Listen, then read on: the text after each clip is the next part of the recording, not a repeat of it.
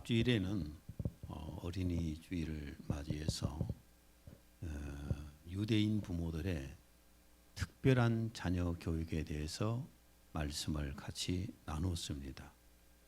특별한 유대인의 부모의 자녀 교육이 무엇이었는가? 지식보다도 지혜와 창의력을 얻게 하는 교육입니다. 잠언 8장 11절, 21절. 대저 지혜는 진주보다 나음으로 원하는 모든 것을 이에 비교할 수 없음이니라. 부귀가 내게 있고 장구한 재물과 공의도 그러하니라.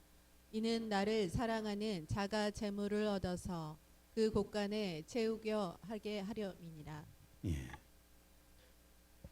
지식이 있는 곳에 재물이 모이는 것이 아니라 지혜가 있는 곳에 사람도 모여들고 재물도 모여든다는 그런 말씀입니다. 지혜를 얻는 방법은 뭐냐 하면은 지혜의 근본이신 하나님을 사랑하는 것입니다.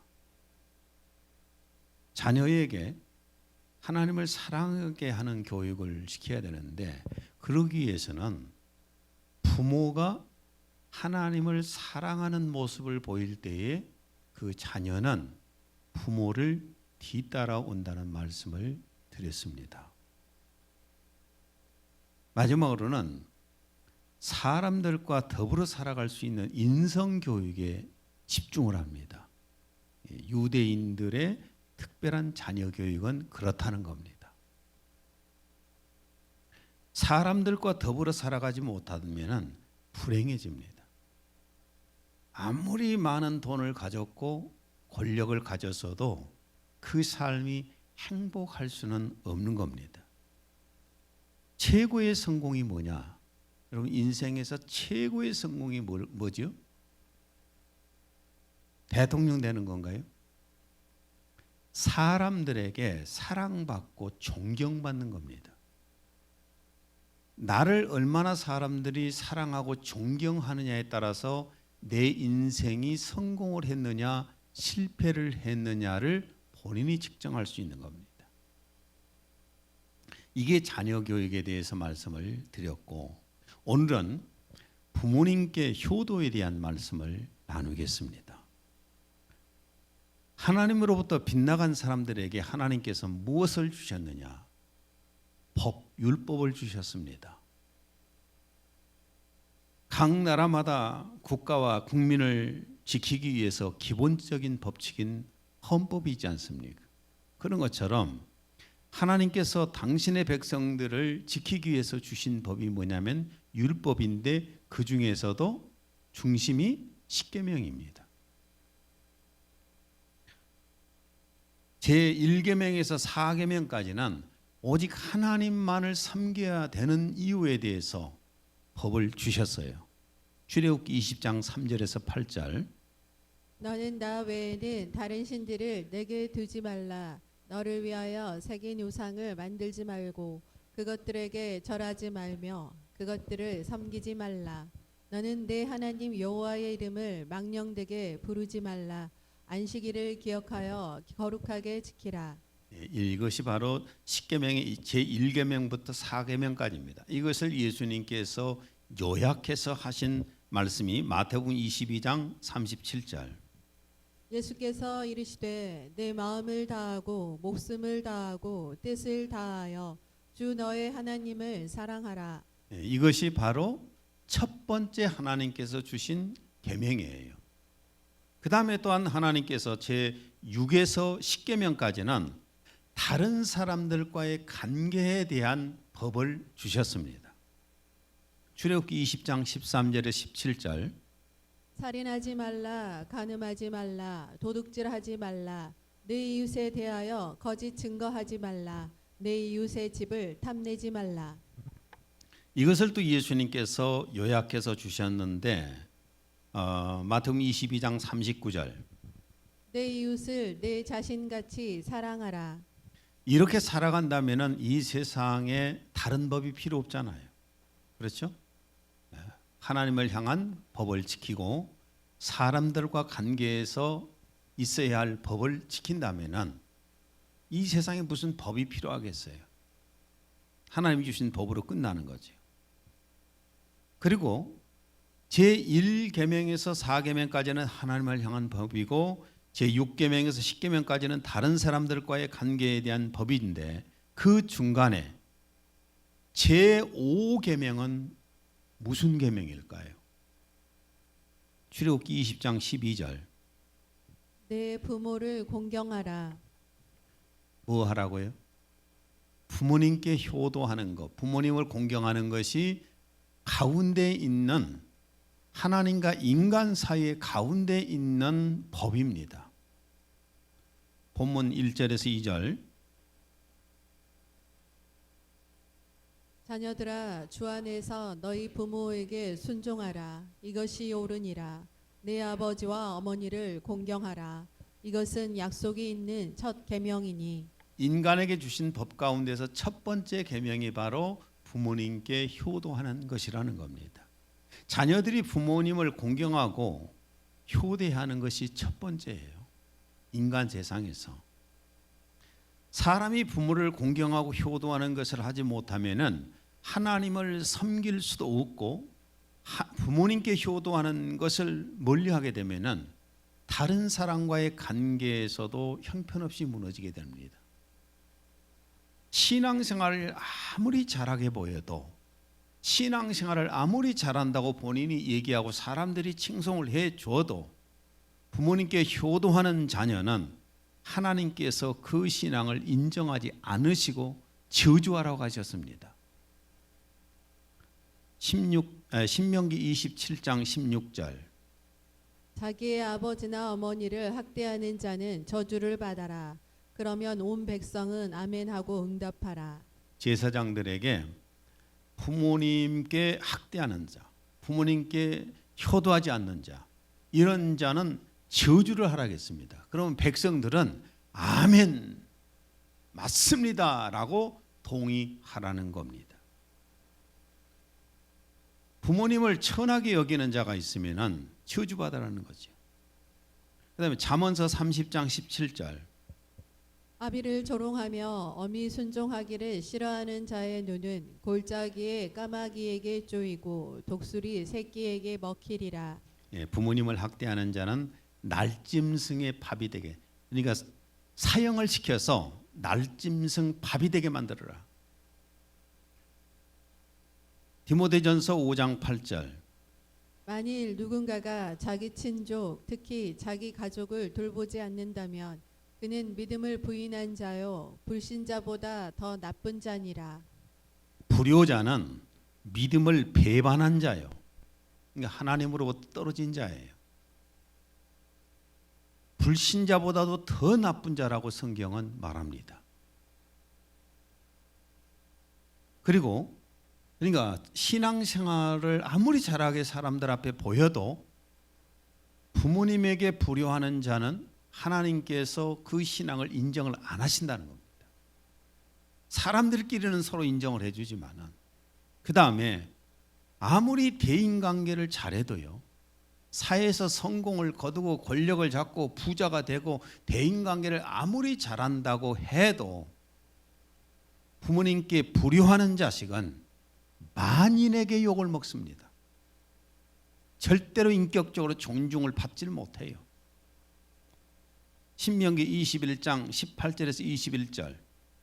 어떤 사람에게 고집세고 반항하는 아들이 있는데 자기 아비의 말이나 자기 어미의 말에 순종치 않고 부모가 그를 훈계하여도 부모에게 듣지 않으면 그때는 그의 아비와 그의 어미가 그를 잡아다가 자기 고장의 성문으로 그의 성읍의 장로들에게 데려가서 그 성읍 장로들에게 말하기를 우리 아들은 고집세고 반항적이라 우리 말에 순종치 아니하니 그는 방탕자요 술 주정뱅이이니이다 할 것이며 그러면 그의 성읍의 모든 사람들은 그를 돌로 쳐 죽일지니 그리하여 너는 너희 가운데서 악을 제거하라. 그러면 모든 이스라엘이 듣고 두려워하리라. 부모님께 반항하고 부모님을 학대하고 부모님께 아주 개막내이 노릇하는 이런 자식은 아예 그냥 재판정으로 끌고 가서 재판을 받게 만들어서 그 자식을 돌로 쳐 죽이게 만드는 겁니다. 사형을 돌로 쳐 죽이는 사형을 시키라는 것입니다. 그래서 일벌백계로 이스라엘 모든 백성들이 부모에게 불효하는 자는 이렇게 죽는다 하는 것을 보이라는 겁니다. 본보기로 보이라는 것입니다. 우리 한국도 예전에는 실제 있었는가 모르겠지만 덕성머리가 있었잖아요. 불효한 자식은 동네에서 끌어다가 덕석에다 몰아놓고 두들겨 팼어요. 죽었는지 살았는지는 모르겠지만. 여러분, 우리가 현대에 들어와서 참 그 효행을 부모님께 효도한다는 얘기를 들을 때에는 굉장히 마음부터가 좀 훈훈해지잖아요. 정말 내 마음도 훈훈해지는데 부모님께 불효하는 자식을 본다든지 얘기를 들으면요, 정말 똥 밟은 기분이에요. 그렇잖아요. 그런 자식을 보면은 정말 똥 밟은 기분이라고. 그런 자식을 보면은 신앙생활을 하든 사회생활을 하든 가장 기본적인 것이 뭐라고요? 부모님께 효도하는 것입니다. 이건 제가 여러분에게 교훈한 것이 아니라 하나님께서 하신 말씀이잖아요. 하나님께서는 아무리 신앙생활을 잘해도 불효하는 자식은 하나님이 그 신앙을 인정하지 않겠다는 겁니다. 그 다음에 아무리 사회적으로 성공을 하고 돈을 많이 벌었어도 불효하는 자식은 세상에서 존경을 받지 못합니다. 사람들에게 존경받지 않아요. 겉에서는 그 사람 권력 앞에 가서 머리를 숙이고 돈 받으려니까 어쩔 수 없이 고개를 숙이겠지만은 속으로는 불효자식, 아주 못된 자식, 아주 그냥 저주나 받아라, 이렇게 한다고요. 돌아서서는. 그래서 우리는 가장 기본적인 것이 부모님에게 효도하는 것입니다. 제 말씀, 제가 여러분에게 권하는 것이 아니라 누구 말씀이라고요? 하나님 말씀입니다. 이제 이것은 제가 얘기하려고 합니다. 하나님 말씀이 아니라. 과거와 현대는 효도하는 방법이 다릅니다. 과거하고 농경사회 때하고 지금은 효도하는 방법들이 달라졌어요. 여러분, 농경사회 때는요, 자녀가 뭐였냐면은 생산력이고 가장 큰 재산이었어요. 자식을 많이 낳으면은 엄청난 재산이었습니다. 그것이 농경사회 때예요. 그래서 60년대까지만 해도 자녀 출산율이 보통 5명에서 6명이었어요. 많이 낳은 게 복이에요. 막 다복. 자식을 많이 낳아야 복이다. 부모가 자녀를 많이 낳으면은 뭐 큰 아이가 셋째나 넷째를 키우기도 하고 막 그랬잖아요. 그렇게 하면서 막 키웠습니다. 그래서 자녀들이 많으면 농경사회에서는 가정의 수입이 많아지니까 자녀가 재산이에요. 자식이 10명이었을 때 10명이 나가서 돈 벌어오면 그 집이 얼마나 부자겠어요. 그것이 농경사회 때입니다. 그리고 자녀가 많으면 부모에게 많은 자녀는 곧 권력이었어요. 나 어렸을 때 내가 자라면서 정말 마음이 아팠던 것이 뭐냐면은 내가 독자로 있다 보니까 옆에가 사촌들도 없어요. 싸우면은 누가 다른 사람이 막 때로 대들었어. 때로. 혼자 싸워야 돼. 얼마나 억울하든지. 농사를 지어도 가족이 많으면, 자녀들이 많으면 그냥 모조리가 하고 다 해버리잖아요. 그럼 우리 집안 할 사람이 없어. 참 어떻게 보면 짠한 집안이었어요. 그리고 부모는 자녀를 어느 정도 키우면 그 자녀들로 먹고 살았습니다. 왜냐하면 많은 자녀들이 부모를 부양을 했잖아요. 그래서 노인들은, 부모들은 나중에 노후 걱정이 없었습니다. 자식이 곧 재산이고 자식이 곧 노후를 책임져 주니까. 그러나 산업화 사회가 되면서 자녀는 생산력이고 재산인 것이 아니라 자식은 뭘까요? 자식은 오직 소비입니다. 그렇죠? 자식은 오직 소비예요. 초, 중, 고가 무상 교육이지만은 이 자녀 교육비가 얼마나 많이 들어갑니까?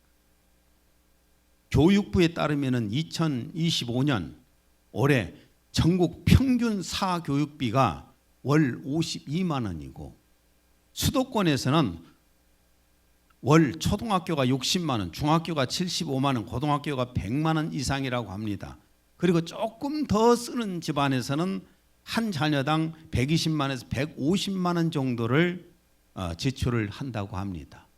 또 하이스쿨 조금 괜찮은 학교를 보내는 데는 교육비가 일반인들이 상상을 할 수 없을 만큼 들어가고 있습니다.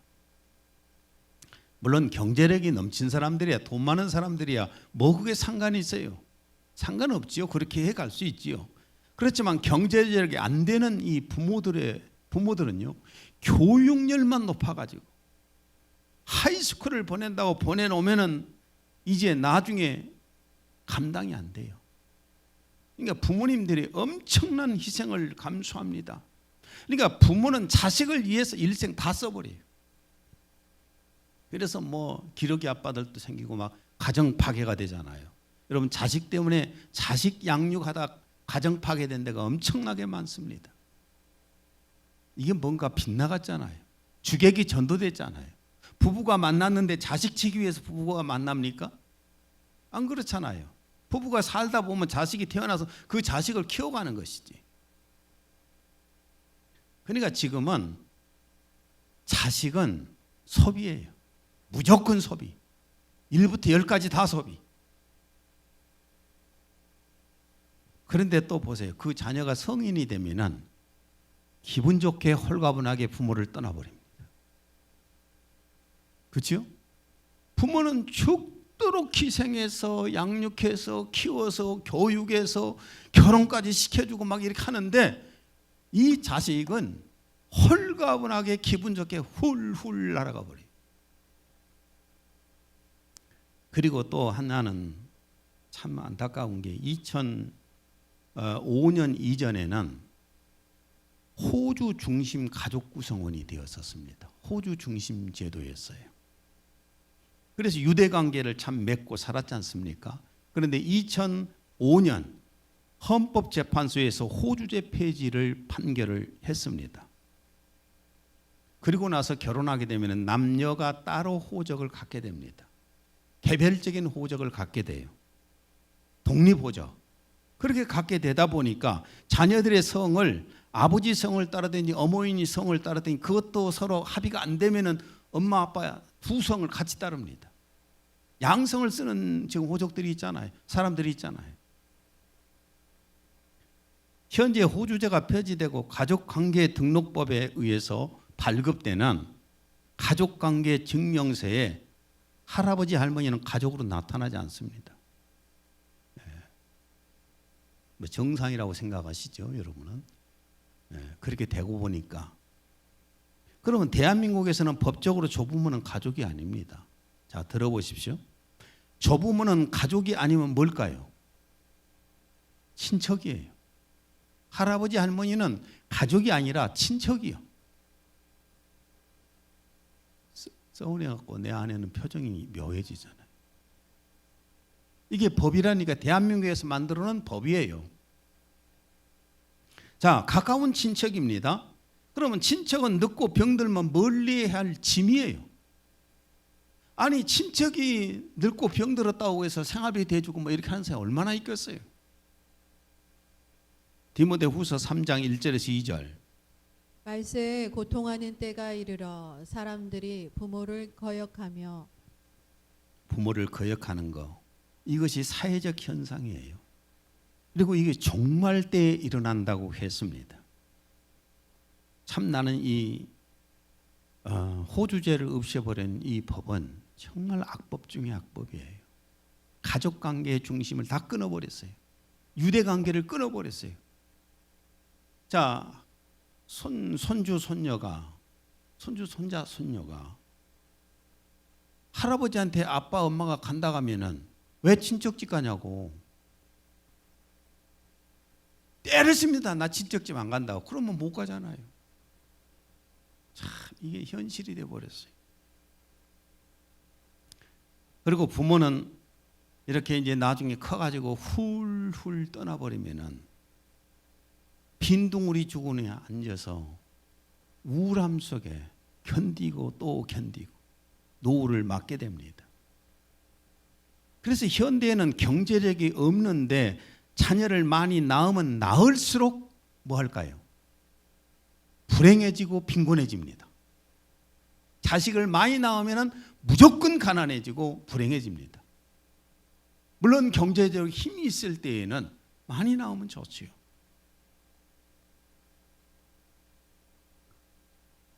자녀가 생산력이며 가장 큰 재산이 아니라 무한대로 들어가는 소비예요.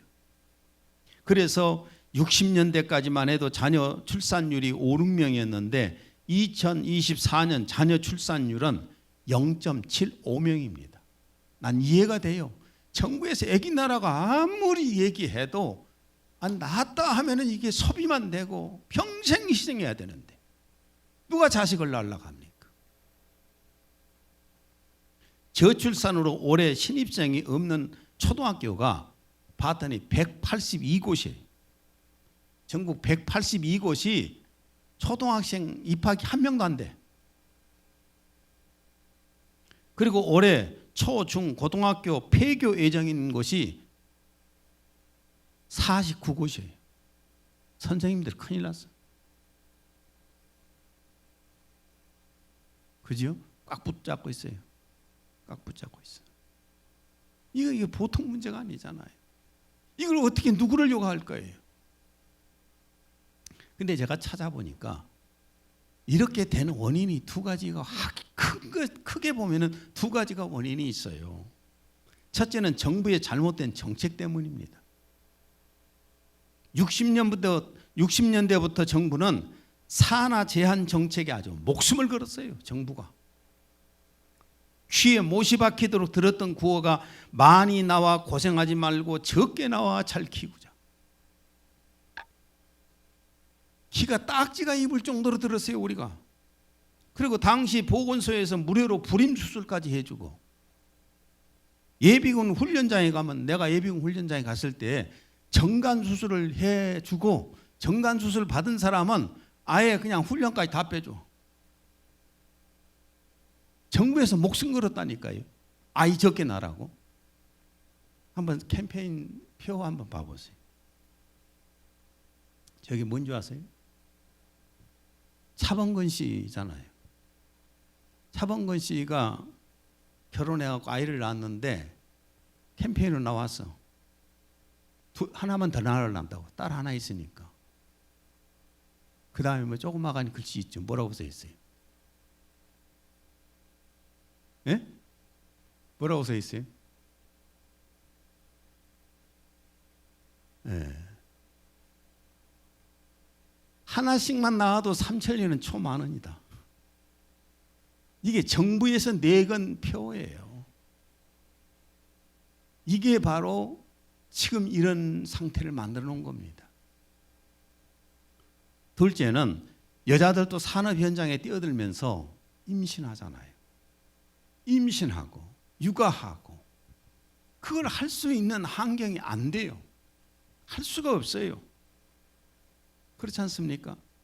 여자들은 임신을 하면은 그동안에 아이를 낳고 그러면 그동안에 쌓았던 모든 대부분의 커리어가 완전히 그냥 사장돼 버리는 거예요. 초, 중, 고가 무상교육을 하고 있지만 자녀 교육비가 얼마나 많이 들어가는데 이렇게 결혼하여서 자녀를 키우는 자녀에게 결혼을 해서 자녀를 낳아서 키우고 있는 자녀에게 부모가 어떻게 경제적인 도움을 받기를 원합니까? 지 살기도 힘들어 죽은데 허덕이고 있는데. 그래서 지금 55세 이상은 많은 사람들이 부모를 부양하고 자녀를 양육하고 자신의 노후에 대한 걱정까지 해줘서 돌봄 삼중고라고 하더라고요. 돌봄 삼중고를 겪고 있습니다. 그러니까 55세 이상의 세대들은 부모를 부양하는 세대잖아요. 그 다음에 자녀를 양육해야 되잖아요. 그리고 자기는 자기 자녀에게 효도를 못 받는 시대입니다. 죽도록 효도하고 죽도록 효도를 못 받아. 그것이 현대예요. 그러나 오늘 제가 여러분에게 말씀을 드리고 싶은 것은 우리는 세상 사람 아닙니다. 우리는 세상 사람이 아니라 우리는 누구예요? 하나님의 자녀예요. 하나님의 자녀면 하나님의 자녀답게 지금 우리는 부모님께 효도할 수 있는 방법을 찾아서 효도를 해야 됩니다. 그래야 하나님께 내가 신앙생활 한 것도 인정을 받고, 그래야 내가 사람들에게도 존경받고 사랑받을 수 있어요. 그럼 부모님께 효도를 어떻게 해야 될 것인가? 첫째는, 가장 큰 효도는 부모님의 영혼이 지옥에 안 가고 천국 가도록 해야 됩니다. 계시록 20장 15절. 누구든지 생명책에 기록되지 못한 자는 불못에 던져지더라. 사람들이 뭐라고 말하든 어떻게 가르치든 간에 예수님 안 믿고 하나님의 호적에 기록되지 못하면은 그냥 말할 것도 없이 다 지옥입니다. 너무 잔인한 말을 한 것 같지만은 이게 하나님께서 성경에 기록한 말씀이에요. 아무리 이 세상에서 잘 먹고 즐겁게 살았다고 해도 영원한 지옥에서 고통받는다면 얼마나 불행한 일입니까? 누가복음 16장 23절. 부자가 지옥에서 고통받는 중에 눈을 들어 저 멀리 아브라함을 보았더니 나사로가 그의 품에 있는지라. 그가 소리질러 말하기를 아버지 아브라함이여 저를 불쌍히 여기셔서 나사로를 보내시어 그가 자기 손가락 끝에 물을 적셔 내 혀를 식히게 하소서. 내가 이 불꽃 가운데서 고통을 받고 있나이다.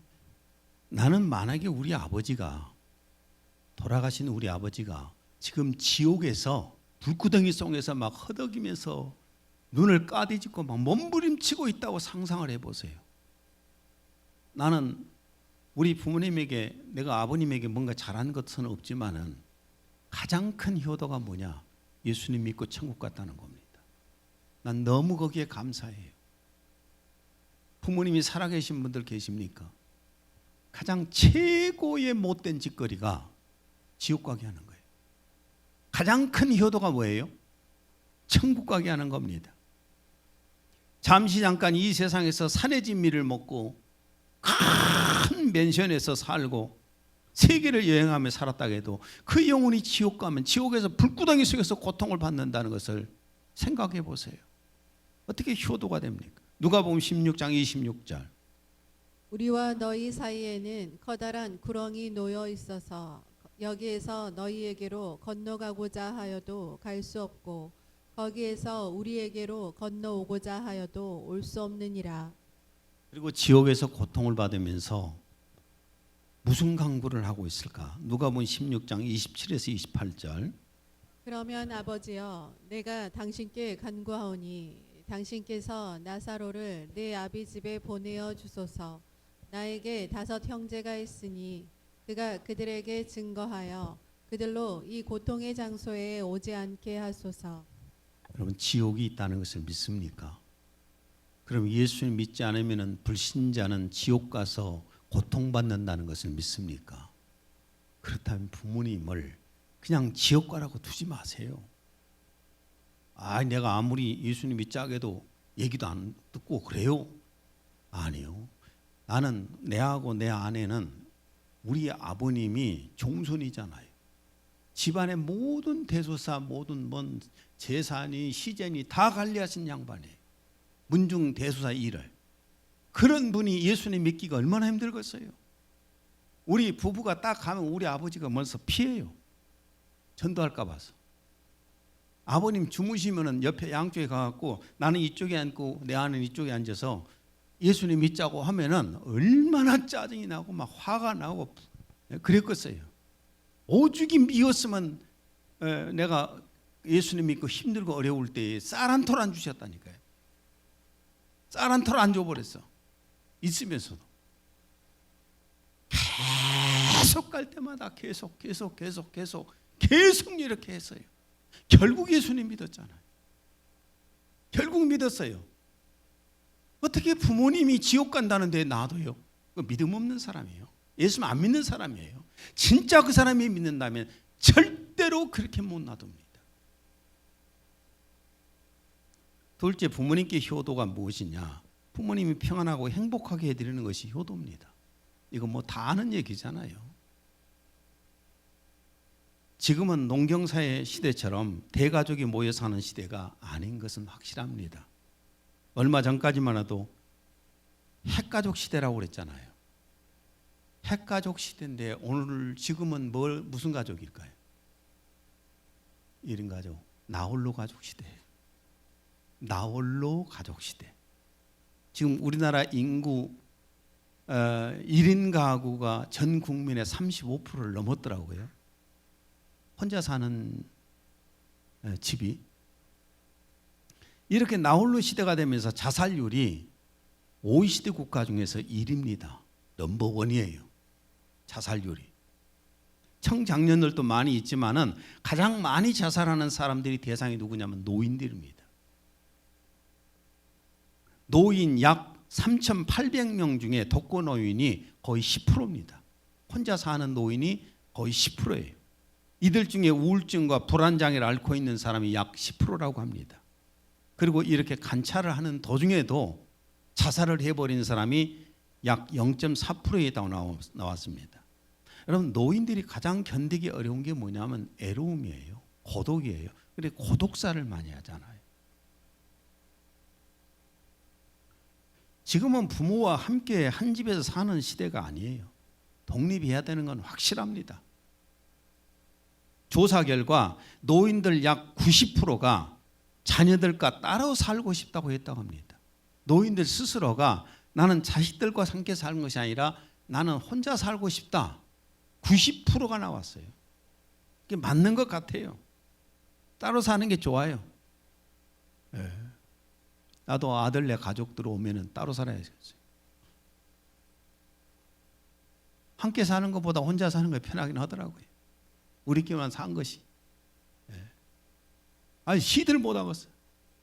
이놈이 쫓아오고 저놈이 쫓아오고. 요즘은 이제 네 녀석이나 되니까 이름도 헷갈려갖고 막 부르면 한 번 부르면 막 여러 명 불러. 다 그러지요, 여러분도. 예. 또한 경제적으로 어려울 때 부모님에게 많은 경제적 지원도 어려운 것도 사실입니다. 요즘 시대가 그렇잖아요. 그러나 제가 여러분에게 권하고 싶은 것은 부모님에게 경제적으로 많이 지원은 못 온다 할지라도 부모님의 정서적인 안정을 위해서 부모님이 평안한 마음을 가질 수 있도록 정서적인 안정을 위해서 자주 연락을 드리셔야 돼요. 자주 찾아가 봐야 돼요. 요즘 너무 좋은 게 영상통화잖아요. 나는 라오스의 가족들과 이렇게 영상통화할 때에도 그래서 뭐 오랜만에 와도 별로 그냥 그런갑다 해요. 매일 통화를 하니까.